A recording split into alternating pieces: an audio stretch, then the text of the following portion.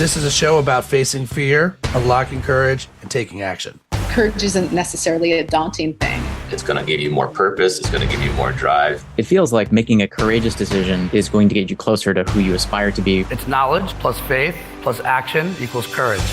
This is the foundation of the book, is narrowing your focus only to a few key pursuits, a few key relationships, and a few key purposeful routines and activities that will ultimately actually give you lasting happiness, fulfillment, and the ability to have a positive impact on others.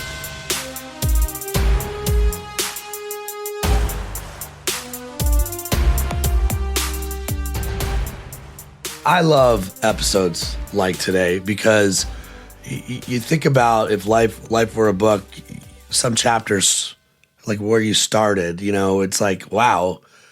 It's like, if I would have met this person 16 chapters ago, what was life like for them? We didn't meet 16 chapters ago, me and my guest, but we probably met like at least 6 chapters ago. Like, we've met a long time ago. And like when we started this, Brent, you were fiddling through entrepreneurship in the agency space.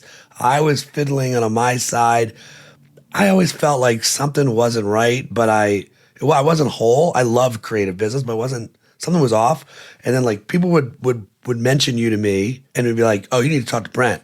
And it was like, oh, wait, you're feeling the same way that I'm feeling. And so folks, we're going to run a few chapters today, but we're still going to go back even before those chapters because Brent Gleeson, Navy SEAL, combat veteran, right? Award-winning entrepreneur. Isn't it funny when people do this and like you're just Brent? No, but like it's pretty awesome what you've done. You got Taking Point as an author of Taking Point. You're an author of Embrace the Suck, where your boy David Goggins like gave the forward, and now you're back with All In, and it's awesome, man. And then I just want to hear, first and foremost, are you sleeping at all? Are you on your 9th book? How's life? Yeah, it may not have been 16 chapters ago, but it was more like 16 plus years ago that we probably first met. It seems like a blur, but yeah, definitely. And we'll get into it, especially if we get into the book a little bit and in designing purposeful routines and all that stuff. But yeah, definitely sleeping, but I'm definitely saying no to a lot of stuff, and I'm sure that's something that we can unpack a little bit because, with the kind of work that you and I do, saying no has to become a discipline if you want to unlock a pathway to finding any type of success or fulfillment in your marriage or your parenting approach or your business. So, key theme, like couldn't be more timely. What a surprise this time of the year. You're planning for 26 and we just had our offsite for Courageous, which is fun because usually you're running someone else's offsite and you're like, oh, wait, we got to look at ourselves and our own business. And so we always say we're corporate fear fighters. And so you run the exercise for yourself. And one of our, MDs was like, my biggest fear is just focus. It's just, are we chasing everything? Are we focused on the right things? And I think it's the ability and the courage to say no, like we can't chase that thing. No, let's protect our time here. And I love hearing you start there with no, and how does no show up as a teaching principle? Like when you go in and meet with a prospect, and tell me if you feel this way too. Like I love keynotes because it's my sneaky way of testing them as much as they're testing me. Yep. Do you see it that way too? Yeah, no, absolutely. And when it comes to, writing and thought leadership or speaking and things like that, yes, obviously, as you are, I'm passionate about having an impact, obviously, and sharing, some knowledges, mainly from failures and lessons learned the hard way. But also at the end of the day, it's a great way for founders and entrepreneurs to expose, their expertise and, their passions to the world and ultimately create, some going back to our old days of creating good marketing funnels, into a business, if that's what your intent is. But when it comes to saying no to your first part of your question, whether you're a founder, whether you're, a teacher, a healthcare worker, first responder, it does not matter, or just a parent, leading a household. When it comes to being disciplined in a sense of not allowing yourself to get pulled in 8 million different directions, or also looking at your life and think, where am I just wasting time? What am I spending time on that is really just a short-term dopamine spike, but not actually a pursuit of true fulfillment? That's really the foundation for me, where saying no comes into play, and saying no to more things than you say yes to. So you have this new book called All In. I'm assuming it doesn't mean be all in on everything. Exactly. All right, let me ask you, do you have, what is your filter that you use? Is there a line that you've got that you run everything through that actually, almost like decision tree, right? Yeah. Like I run into this filter and that's going to tell me if this is a yes or no. Do you have a crystallized line for you that you utilize? Yeah, absolutely. And if you become disciplined using some sort of framework like that, not to put it in those types of formalized terms, but then it becomes natural, it becomes organic. So whether it's values driven, or which in my opinion it should be, but also using that as a foundation for what your values are as it relates to family and work and life, and what you want to give back to the community. But there has to be some degree of decision-making framework, in your life, so that you know what you could, and easily, so you're not tapping into cognitive bandwidth, and you're not, spending time ruminating over, should I do this? Should I not do this? Should I pursue this path with my business? Should I not? Or should I say yes to all these social engagements when I really know I should be doing this over here? It becomes very natural to be like, you know what? I'm going to say no to these things. I'm going to say yes to these things. This aligns with my values. This aligns with what I want for my marriage. This aligns with what I want and how to be present with my children. This aligns with what I want for my business and our growth trajectory. And that's going to require a lot of time. So whatever you're pursuing in life, it fundamentally, and this is the foundation of the book, is narrowing your focus only to a few key pursuits, a few key relationships, and a few key purposeful routines and activities that all create kind of a flywheel effect that will ultimately actually give you lasting happiness, fulfillment, and the ability to have a positive impact on others.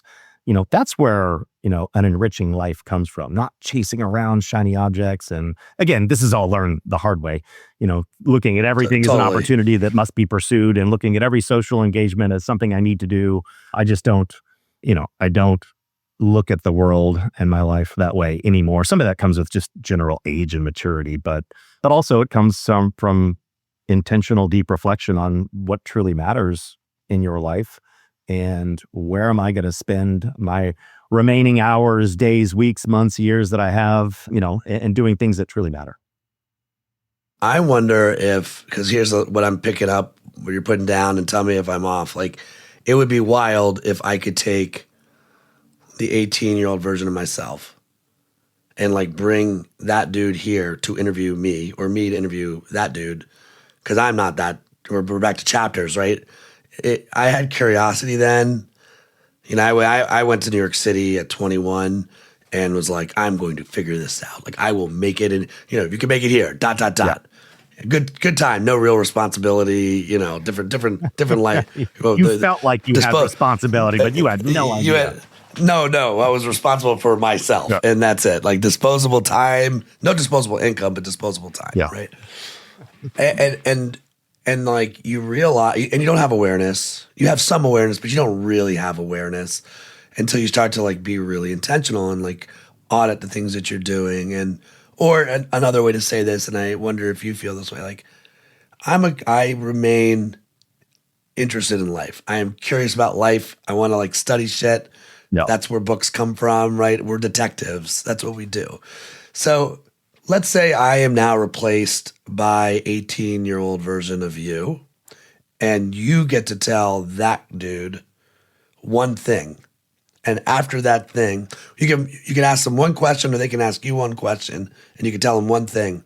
What do you say to that 18-year-old version of yourself? Yeah, I think the question also lies in, would the 18-year-old version of myself find value in the advice that I would be giving to 18-year-old me? Because I'm going to say something wise about making sure that you define a clear path and have a set of, crystallized values that you can lean on. And 18-year-old me be like, yeah, go F yourself. I know what I'm doing. Right. I got this. 18-year-old me was like a, budding frat guy at SMU, that's where my passions lied, in playing rugby and binge drinking, unfortunately. But, I think that it would go back to some version of what I realize now, obviously, and I would try to articulate this in a way that would resonate with an 18-year-old, of course. But in spending a little bit more time, not too much time, a little more time in really defining what matters most to me in life. When we want to do things like define values or define some sort of purpose, not to go down that rabbit hole too far because people spend too much time trying to figure out what their purpose is. It is through action, and experiences that we learn how to define values and purpose, but start to create some sort of foundation based on experiences and some reflective exercise to go through, even for an 18-year-old, is, when I've been most resilient in my life, what was true about me in those moments. When I find and feel true joy and happiness, what am I experiencing? What are those experiences that bring that out in me? Or when I get angry or triggered, what's true about me? Is that a violation of some type of value that I hold true authentically? And then use those types of reflective exercises to say, okay, these are some things that really actually matter to me, and use that as a foundational point to start making some better decisions. But I think, going back to,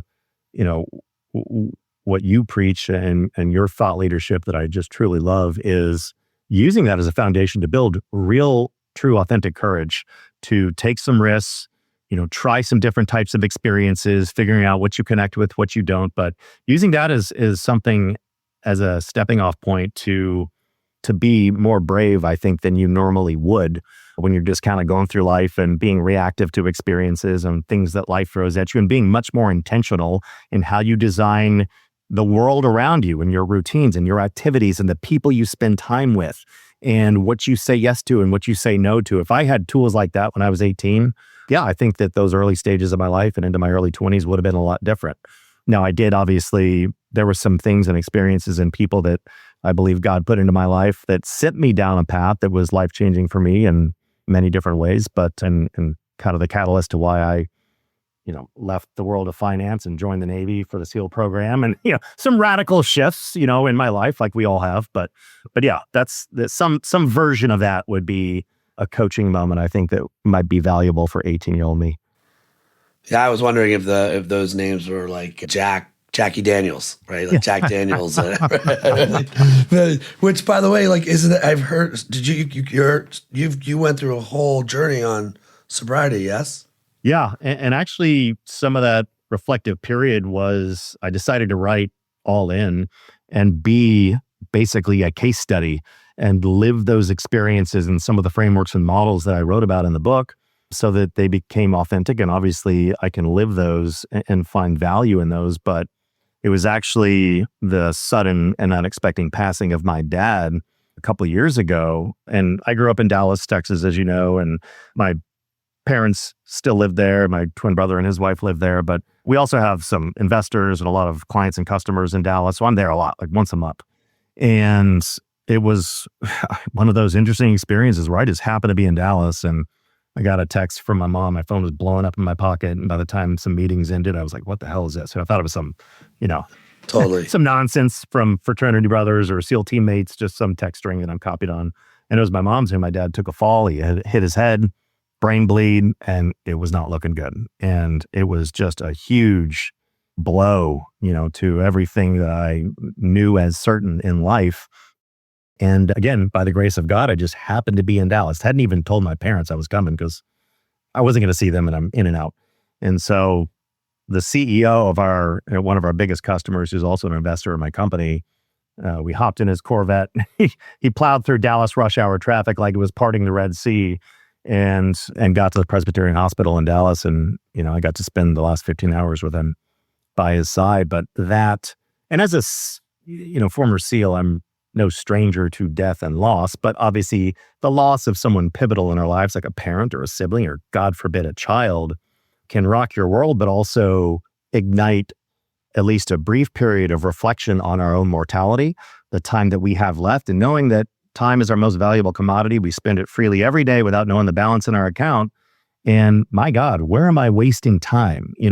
What relationships do I need to shed from my life? Where am I wasting time in my business, or with my, or in my personal life, or with how I approach my own health and wellness? And one of those things was, and it was a long list, kind of following that stop, start, continue methodology. There were some starts and some continues and enhance, but there's a big list of things to stop doing. And one of those things, it wasn't the only thing, but one of those things that I looked at was my relationship with alcohol. And, I as you know, I wasn't some drunk in a ditch off the side of the highway by any means, but yes, I mean, I was definitely abusing alcohol in a sense of self-medicating from war experiences or the stress of entrepreneurship and things like that. But right then there, I decided to stop drinking, and that was 2 years ago. Haven't even smelled alcohol in 2 years. And for me, I don't preach it to anybody. It's my own personal journey. But as you can imagine, it's been a game changer to, again, my marriage, being a fully present parent, and coupled with being an extremely busy tech entrepreneur. And it's been transformative in my business as well. So, Yeah, I commend you, and I'm always, I always wonder if we're all living the same story, if we so choose to accept when we want to reflect, what we're reflecting on. Like, I feel like I have that muscle as well yeah, to like look at a situation.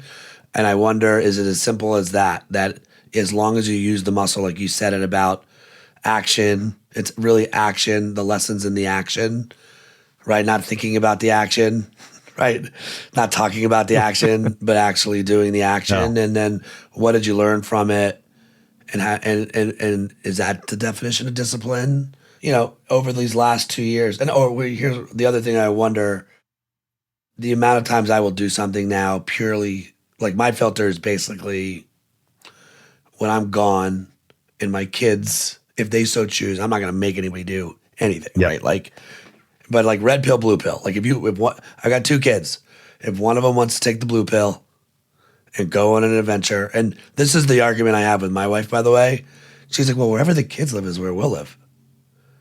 And I'm like, that sounds terrible. I'm sorry. Like, please go on an adventure and report back. right. Please go. And it's not my life.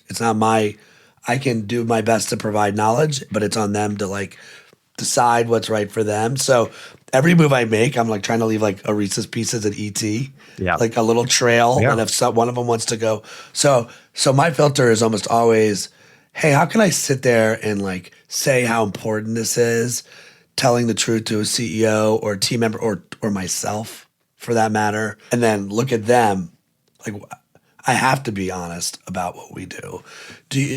Your filter, like these decisions, and I'm wondering with your dad, and I'm glad, like, God, that's crazy that you were there. Did it immediately go to your kids? Like they're watching me and like the choices that I make, they're picking up whether we talk about them or not? oh yeah, absolutely. And I follow the same premise as you do. I mean, people sometimes assume with my background that I'm some hardcore militant dad is always coaching and mentoring and preaching, the doctrine of discipline to my children. But really, you know how kids are. I mean, it's more about modeling behaviors that we want them to, behaviors that will be good for us, to be able to be a leader, of our family, a leader of our business, a leader out in the community. And that's where you'll start to organically see your children following a path. Now, if they're all different, they have different personalities and different passions and interests, of course, but to see some of those things come to life, as you have, as I do in my kids, is really inspiring when it's one of your better traits or habits. Now, if it's, if I hear my 4-year-old say "mother effer," I'm like, oh, he either got that from David Goggins or got it from me. So hopefully not for me. Maybe he's watching Goggins reels too much. I gotta, take the device back. Screens away. Take the screens away. Yeah, but again, all this stuff goes back to really overcoming fear. I reflect on this a lot as part of my morning routine in the mornings, where I kind of divided up. I was inspired by Robin Sharma's book, The 5 a.m. Club, and something he calls the 20-20-20 formula on how to design a good 60-minute morning routine. And you can make it whatever you want. It doesn't have to be 60 minutes. But for me, my day starts with get up at 5, not 4:30, because that's the middle of the night. I'm not Mark Wahlberg who gets up at 2 a.m., which I'm, when does he go to bed? He goes to bed at like 5 p.m. or when's dinner? Lunchtime? Anyways, different conversation. But breaking it into 20 minutes of some type of wellness activity, like a cold plunge or stretching or something like that, not my full fitness regimen. And then 20 minutes of some type of reading or listen to a book or a podcast, and then 20 minutes of prayer and reflection. But oftentimes I find that prayer and reflection time goes to if there's something that I'm battling with, whether it's in my business or something I'm finding some stress or anxiety, inducing triggers, it always comes back to, well, I'm either lacking faith in this or I'm finding fear in this and I'm lacking courage right now, Right. in that regard. And when you simplify it down to that level, you're like, oh, okay, actually it is that simple. I just need to be more courageous or have faith in, faith in God or faith in myself or faith in this process and see it through to the end, as opposed to not allowing myself to have control over those emotions and being a little more emotionally disciplined in how I look at courage, how I look at fear. Because anything we have hesitation or pause, or if we allow bad habits to dictate our life, it's because we're fearful of eliminating those habits. And what if I stop drinking? What is my social life going to look like? Or what are those daily routines going to be like, when I normally would have it's all bullshit. It's all bullshit. You follow the same behavioral science formulas for building a good habit. You use the same formula to break a bad habit, the cue, the activity, and the reward. So you can do the same thing with eliminating a bad habit, whether it's, gambling or alcohol or whatever it is, by having the same cue, whether it's, these are behavioral things like time of day trigger or whatever the trigger is. And then just replacing the bad habit with a good habit. It's easier said than done. Obviously, it requires discipline and, a good 66 days or more of, practicing that new ritual. But at the end of the day, you'll find that the rewards are typically more permanent and lasting than that short-term dopamine spike or feeling you get of that, that lie of stress reduction from alcohol or something else, when actually you're increasing your own anxiety, with some of those things. But yeah, it does require obviously a lot of discipline to see those things through. But I don't want to graze over something that was a fallacy that you just shared, right? Which is the old, for those who are like 66 days. Yeah, it's 66 days. A habit is formed in 66 days. It's not a month. That I grew up learning was a month. Right. We got to double it up, right? And I also like I think if you're lazy, which all of us are, and it's not even personal, it's like we're just all trying to survive our version of life. And you hear something about somebody else, and my brain's thinking about that person for 8% because I'm thinking I got to pick up my kids. Maybe I shouldn't have eaten that bagel. whatever you're thinking, right? Like, and so here we are, Brent. Yeah. Like you're this Navy SEAL that if you're not paying attention, you would think discipline. That's the type of dad you are. But I just heard choice. Two big choices that you've made in the last few years. The 20-20-20 is great. What a great ritual and routine to start your day, where it's like 20 minutes of something for your body, right? 20 minutes of like learning. What's the middle? Learning, yeah. Curiosity, and then reflection or prayer, or whatever that might be. Yeah. What a great way to start your day. And I can imagine after, by the way, it isn't funny now, I'm sure for you, you're like, yeah, that's what I do. But like at first, maybe it wasn't that way. At first it's hard. And that's our tag. It's like brave what's hard. Like what is the hard thing? Usually on the other side of that hard is a great thing. Yeah. Last little rant. I feel very selfish today because sometimes you'll have people on the pod where you're like, oh, what you do does help us change, but or the world change, but it's so foreign to me. Like I had somebody on here talking about quantum, like supercomputers. And I'm like, please dumb down hard topic for me. Right. Like this is the wave after AI. Like I need a lot of help, but what we do, I learned so much from you because I can apply with my clients exactly the same things that you're talking about. One of the other guys who was on the show, Seth Godin, we had a conversation about fear.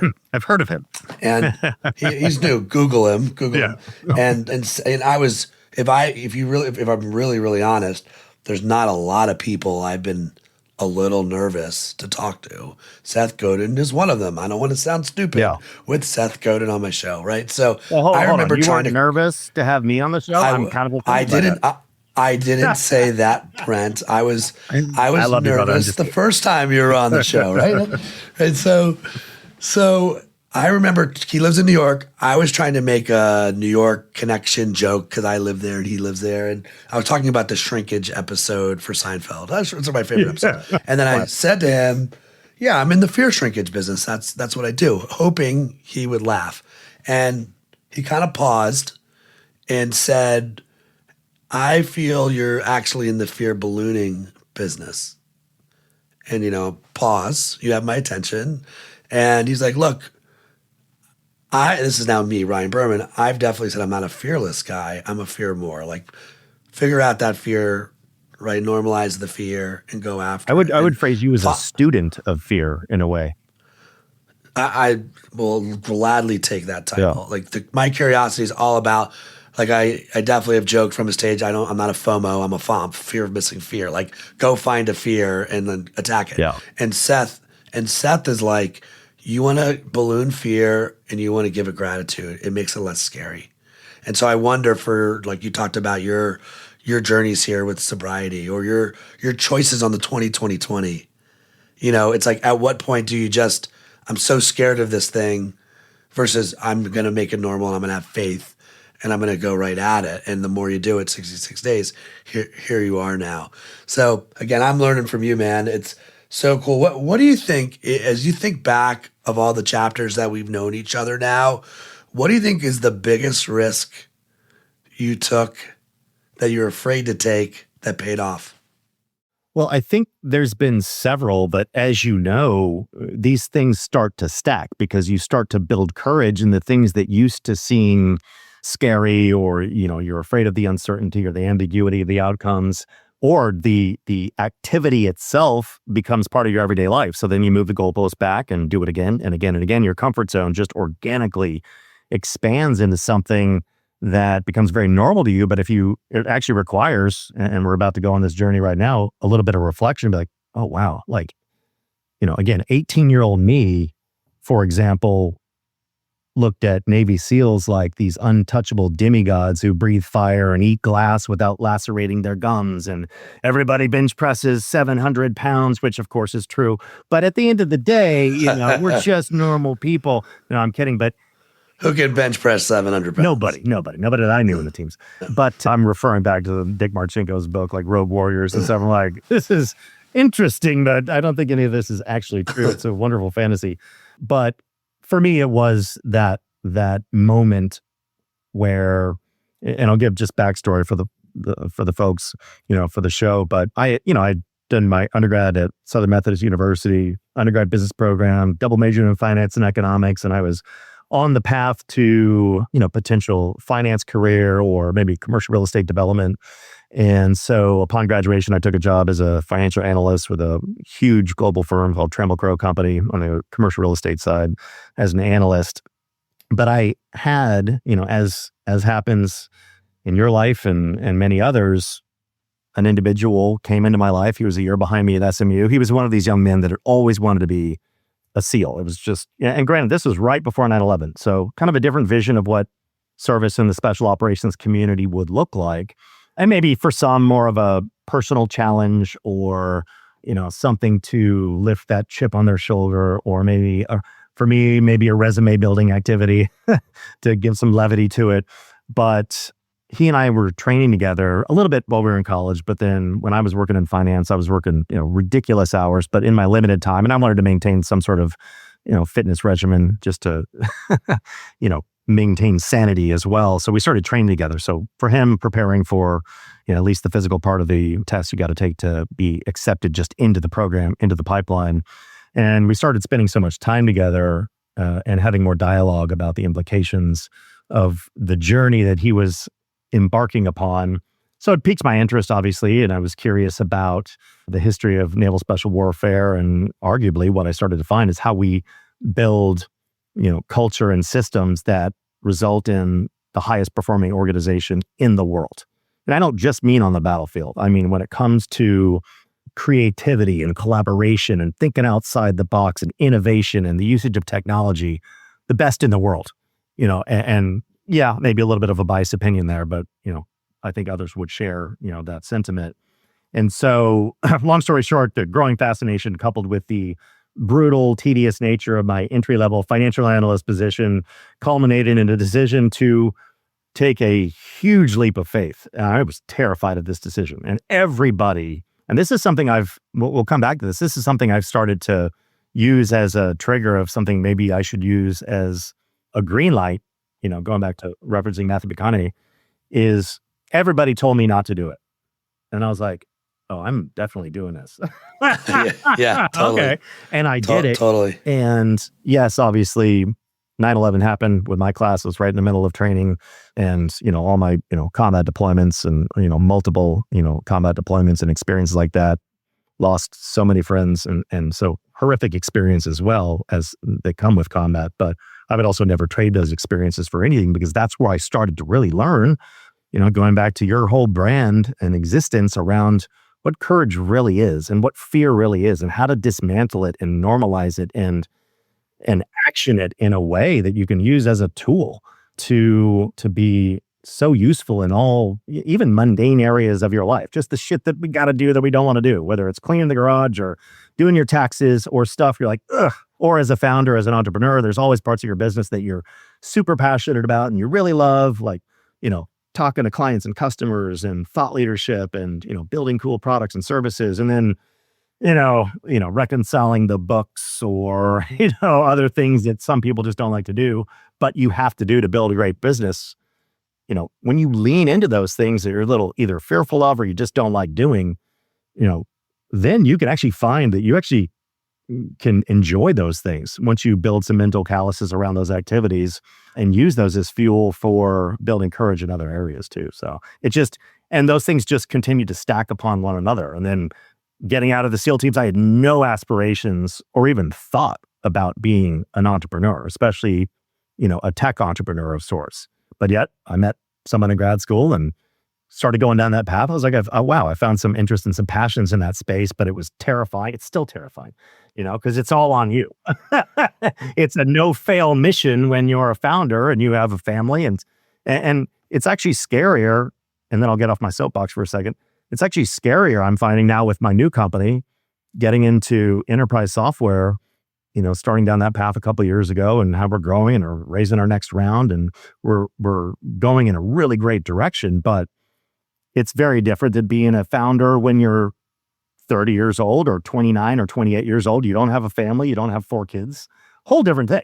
It's actually scarier now, even though I have all this experience where it is truly a no-fail mission. When you're 28, it can fail, and it does, and things don't go the way you anticipate, nor do they go the way you anticipate at our age, but it's a whole different ballgame. So again, you're still exploring that concept of fear and managing your fear and using tools and rituals and purposeful experiences on a day-to-day basis to mitigate that fear so you can step onto the battlefield boldly, and even with going as far as with joy in your heart, even though you got some scary stuff you got to do that day. To me, it's the courage muscle, right? Yeah, like I love that. If you go to the gym and I don't use the weights, it's like, well, I paid for the membership. No, you actually have to. It's like you have to lift the weights. So the 2 things that come to mind, one, good for you that you're still feeling a little bit of that. Embrace the suck, just to use your language, right? Like only daily, only every day of my life, right? And now that sobriety is in play too. Like I've done that. I can feel when I need a break. I need to something else. Like I need to turn. Where do you now turn? Do you turn to the reflection, or is it 20/20/20 at night? Are you what is your I need a break? Where do you go? Is it just the gym? Yeah, for me, for me, it's I don't play golf. I don't have time, but also that's not to, I've got almost everybody I know plays golf, but at the same time, I live in an area in San Diego where it's like golf courses everywhere, and that's what people do. But for me, and I actually learned this, I had to reflect on this a little bit. I learned it from my dad, because I asked him years and years ago, my dad's a former Marine and, very successful commercial real estate developer, all the way up until he passed. He was working all the way until he was 80. My dad was passionate about 3 things: family, work, and fitness. That's it. And I'm like, gee, I wonder where I get it. And totally, and so I asked him one time, I don't remember. I was really young though. I was like, why don't you play golf like all the other dads? And my dad's like, well, he's like, I don't dislike golf. He's like, but it doesn't really fall in line with, the things that are important to me, like spending that much time on a Saturday or during the weekday doing that. I'd rather be doing something else. It was that simple. And so I follow that same philosophy. Golf or other activities, that don't align with the things that I'm passionate about or trying to pursue, I just don't do them. It goes back to the discipline of saying no. Just like, a decision-making framework, if it falls outside that framework or values, you don't spend time on it because it will not result in a positive outcome. So for me, it goes back into a very similar model as my dad, with spending time with family. And as a founder and an entrepreneur, I travel a lot as well. And so my time to decompress is my workout time and my morning routine. That's it. And then time at home with family. I try to be, when I'm, in a week where I don't have travel or things like that. So there's modifications of those daily routines. So it's not like, oh, well, this day I'm traveling or this day I have these meetings. I'm not going to pursue my rituals. No, you just do version 2 of your rituals. So I also find a lot of value in like those morning routines and your evening rituals, because you got to have discipline in the evening if you want to have a good disciplined morning routine, is, making sure that you have versions of that fit within, different types of your daily activities. So you can always do it. I mean, like 7 days a week, not 3 days a week, but Saturdays and Sundays too. So for me, it's fitness. It's my morning routine. That's where I find, and you got to do these things. I highly recommend doing these things, especially for busy entrepreneurs, founders, people leaders at work. Do it in isolation. You don't, not with someone else. I think a lot of us need time in isolation. This is not, some new epiphany. This goes back to hundreds of years, thousands of years BC. Marcus Aurelius writes about this, especially when he talks about, pre-dawn rituals and meditations. It's pre-dawn, before the distractions of the day, and by yourself. That's when you can really recharge. I'm feeling a lot better about myself. 2, I've learned a lot about how similar we are outside of the military path. So my dad is like your dad. Like, my dad's 83. Yeah. Still works. Yeah. Still works. Owns his own law firm. Our dad's at the same age. My dad would be 83 now. Born in 42? Yeah. Or am I getting that right? Yeah. And so he's for the first time is not MD of his law firm, and anytime, doesn't golf. It was family, it was work, and it was at the gym. Those are the 3 things he did. And driving our tails to a Redskins game when you could say Redskins games. Because I grew up in D.C., right? But he would say, it's one of his favorite, stories he loves to tell. Anytime I'm going to hire a new lawyer, and they're like, well, what's the rules of the firm? He would say, it's 2 rules. Say hello to me when you get in, and say goodbye to me when you leave. Which is all you need to know about my dad. Right? Like, he's just gonna work and work and work. And you wonder, like, where did I get my work ethic from? Right. And by the way, why am I a shitty golfer? Because I don't, I've got clubs that are, well, I don't play. Like, I've chosen not to make time for it. One of the things that I love hearing though is I've been up early swimming. It's been since May that I'm in the pools, and I love the metaphor because you know how many laps you think you want to do, but if you're only thinking about that many laps and not the stroke that's right in front of you, you will drown. You will hate yourself. And I'm not swimming with. I probably should be swimming with the podcast in my ear. It's just me in the water, and that's my meditation. That's my time where I By the way, at 6 a.m, I'm the youngest one in the pool. There's she's 82, he's 74. Well, I know, awesome, whatever. Awesome. That's great. One of the things that you shared that I think gets missed by most people, because anytime you take a risk and you really are leaping and you're going to start a business, it's always fun to fascinate about the ceiling, but most are more afraid of the floor. And how low are they willing to go for something they believe in? And it isn't like, I'm gonna have to knock on wood. I'm gonna have to sell my house, right? Like, but it is the work in the darkness. It is. I've always found that anytime, and same as you, I'm still stretching, I'm still pushing, I'm still scared. We're bringing on, a new MD to grow. Like that's just where we are. That's the next investment, right? And so it's like, all right, like how much? What's my capacity for being scared? How low am I willing to go? And it's almost like a catapult is what I've learned. It's like people are so afraid to even leap because it's not like you leap and you immediately win. You leap and you immediately learn, right? Like, oh, don't do that again. Okay, whoa. Yeah. Oh, and your ego could get in the way. Like, oh, they're watching me. I knew Ryan Berman would fail, right? Like that little line by itself should have taken me to therapy. So as you think about this new thing that you're working on, how do you manage floors versus ceilings and like the learning curve? Good question. I think, and just for some context, after exiting my last company, I was curious about two things. I was curious about management consulting at enterprise level and curious about technology and software. And so intentionally created a small boutique management consulting firm to work with medium to enterprise organizations. One, because I was curious about the work, and it was similar to a lot of the work I liked to do internally, at IMI, for example, when it comes to people and culture and strategy and aligning those things, to drive growth and building good systems and just building a good company, but wanted to take that out into the world and do that type of work with other organizations, explore different types of industries and verticals, but also with the vision and intent of identifying a category defining SaaS opportunity. And then during that time, the AI revolution began, and that obviously turned all that stuff upside down. And now it's a race to no finish line. But also that was scary. Same thing. Everybody I talked to, it's like, well, what am I going to do? Well, I got to redesign my life to start to transition my identity as a founder from management consulting founder to back into technology. And we were using tech and tools and software for those things, but it just wasn't ours. We wanted to build our own technology. And so again, going through various stages of our lives, I think it's important to be more intentional about how we continue to evolve our own identity. And that comes down to, again, the people you surround yourself with, the types of content you digest, what you learn about, what you're curious about, or training yourself to be curious about new things, even if things that you're afraid of, or the things that you're like, well, I'm not an engineer. So, and there's that, in the SaaS world, there's that derogatory terminology of, well, he's a non-tech founder. It's meant to be very bad, very bad thing.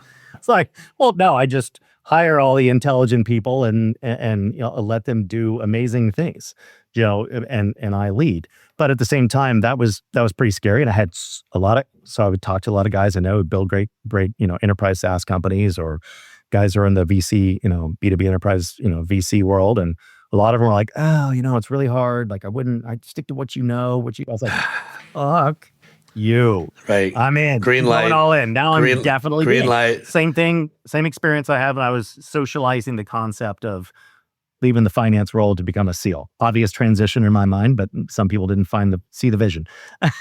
But same thing here. And so a lot of the comments around you shouldn't do that, or that's going to be really hard. I'm like, well, okay. I already wanted to do it. I'm already doing it, but now I'm really gonna go for it. That's kind of a trigger for me. And so, it's definitely been an incredible journey, but at the same time, I had to I've got this new rule now, and it's part of, being a subject and case study of the new book, All In, but also I have this new model that I follow that I kind of created. It's a little extreme, but I'm kind of extreme in some capacities. I'm not good at moderation. That's hence the title of the book. It's not like, well, I'm going to cut back on this no, it's like, it's all or nothing. And so I want to look back every 6 months. I want to look back at that version of myself and cringe just a little bit. Like, ugh, God, that wasn't good enough. Again, that's an extreme model. You have to kind of make these things your own, but I'm following the same thing with how I look at our products at Accelerate and how I look at the impact it's having on customers, how I look at how I'm leading this new company and the team members that we're bringing in and allowing them to do great work. Every 6 months, I want to look back and be like, that wasn't good enough, unacceptable. And so that puts me, it works for me, but that puts me on a trajectory of continuous improvement, which I know you have the same philosophies around because it goes right into continuing to build those mental calluses of courage and exploring new areas of fear and tapping into it, be like, oh, you know what? That's not that scary. And now I can do it again and again and again.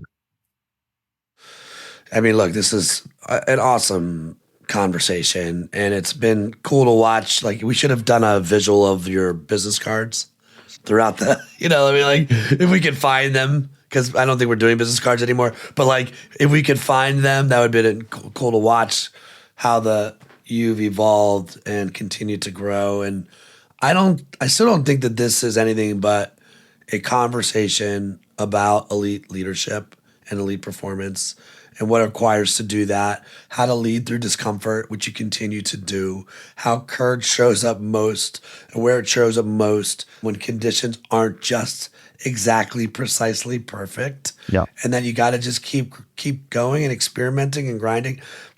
As a guy that has a company called Courageous, you would think courage would be my favorite word. I think my podium of words is probably, I'm not sure what's the gold medal or the silver. It's not courage. It's willing. Willing remains the gold medal for me. Yeah. It's like, are you willing to hear another perspective? And then once we decide it, will you will it through? Like, do you have the will to power through? And then these are just experiments to me. For some reason, the word experiment feels less, like you said, you can't fail. Like, it's like you've pulled the chute, you've burned the bridge, right?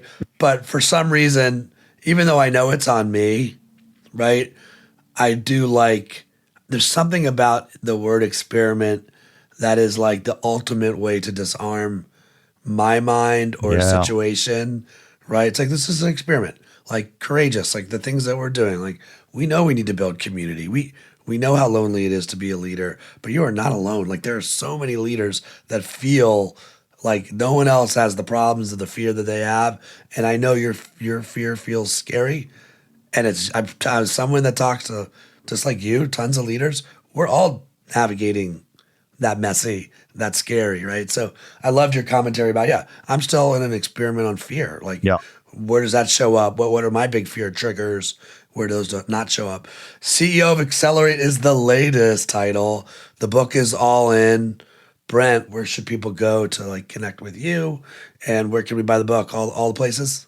Yeah, books in all the online and brick and mortar retailers, all in the pathway to personal growth and professional excellence. We were really blessed. I mean, it was a instant bestseller on day one. And but again, that stuff aside, I mean, obviously, I want this book, and it was an incredible team effort, as you know, to put this out into the world. And you wanted to have an impact. You wanted to change people's lives and give them the support and solace they need in living a meaningful life. So that, and then our company URL is exlr8.ai.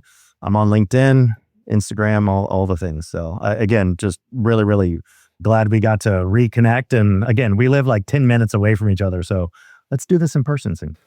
I know. Well, let's figure it out. Maybe we'll hang out with Mr. Donovan, who I know is one of your neighbors. Although poor guy's like, he is a golfer. That guy is. Yeah. He's on a mission on the golf course for sure. Sure is. Yeah. He All right, said, Brent. I will say one thing before we end. So one of the best pieces I got advice one time about golf was from Landon Donovan. We were in Cabo on this couples trip. I had 2 months of anxiety leading up to this trip because one of the days, you know where I'm going with this, talk about fear versus courage. One of the days the girls were going to the spa and the guys were going to play golf all day. I'm like, oh my God. Like, and all these guys have been playing golf for at least 20 years.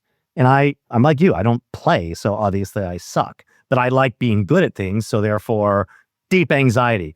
We were out there all day, and it was, I was struggling, but I was also, it was a great experience because all of them are close friends, and I was surrounded by coaches and mentors and guys who were encouraging me, none of the bullshit that I was fearful of, And then, but towards the end of the day, like my thumbs were bleeding. I'm like white knuckling the club. It was just shanking things. And Landon goes, Brent, he goes, stop. He goes, you're an athlete. Just be an athlete.